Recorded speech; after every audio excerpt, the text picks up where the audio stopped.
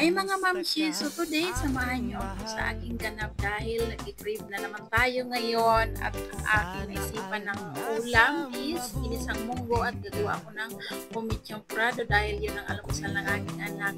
Pagkatapos, habang naghihintay, maghihimay tayo muna ng kulay at maghihiwa ng karne para dali lang din lumambot ang karne natin. Hiwa-hiwaan lang natin yan na maliliit para isasabay ko na rin sa pagpakulo ng munggo.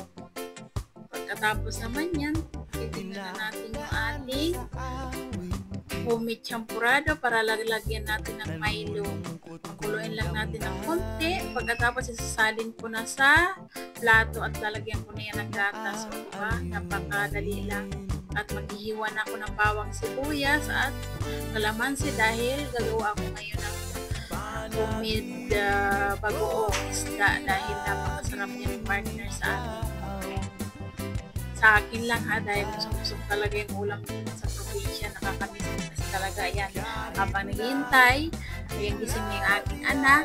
So, papakainin na natin at magigisa na tayo ng bawang sibuyas.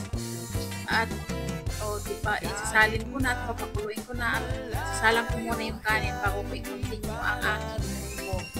Lalagyan na natin ng chicharon at dahon ng sili. So, napakasarap talaga ng ating pagkain.